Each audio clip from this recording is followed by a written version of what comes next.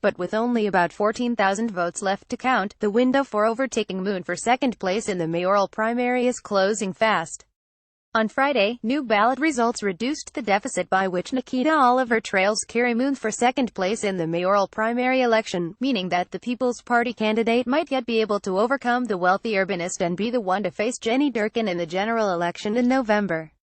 Durkan, a former U.S. attorney and the Chamber of Commerce's preferred successor to Mayor Ed Murray, is the clear winner of the August 1st primary, taking more than twice as many votes as any other candidate, though her lead has been slipping some as the vote count has progressed.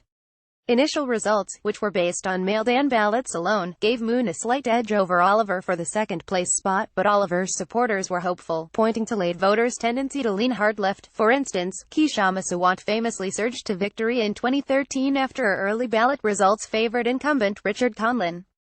The additional count released on Thursday was the first to include ballots submitted via Dropbox in the waning days of the election. Despite this, Moon's lead over Oliver only increased, from 1,978 votes to 2,576. Friday's results offered a shred of hope to Oliver supporters, with her gap behind Moon slightly decreasing to 2,235. More than 90% of the votes have been counted, with just under 14,000 remaining, according to King County elections. Oliver isn't conceding.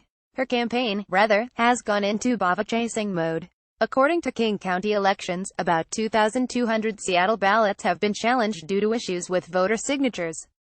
Oliver's campaign contends that the voters most likely to have their ballots rejected because of such technicalities are within demographics that support their candidate and are calling on supporters to help confirm their ballots.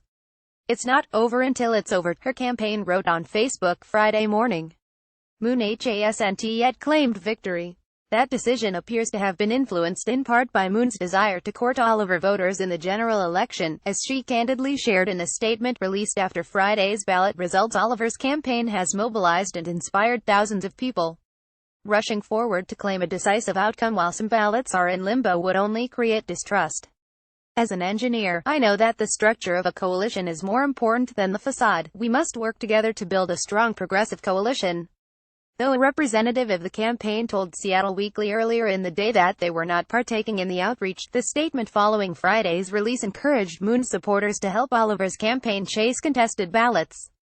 Durkan weighed in with a statement supporting the ballot-chasing effort earlier in the day, taking the opportunity to shine a light on her role in the 2004 gubernatorial race that eventually saw Democrat Christine Gregoire beat out Republican Dino Rossi by a razor-thin margin. At the time, Durkan was in private practice and represented the Democratic Party in a lawsuit brought by Rossi after a hand recount ordered by the Democrats flipped the election in Gregoire's favor. "There is no question that marginalized communities face the greatest barriers in voting," the statement reads in part.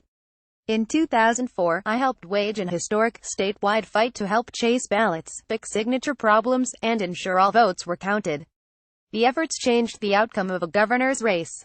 Out of approximately 2.9 million votes cast, the race finally was decided by a difference of 139 votes. This is why our campaign was contacting voters last week to let them know their ballots were not being counted, and why I strongly support the efforts of the Oliver campaign. It is still mathematically possible for the remaining uncounted votes to lead to an Oliver victory, especially if the contested ballots lean as heavily in Oliver's favor as supporters believe they will. But her chances are getting slimmer."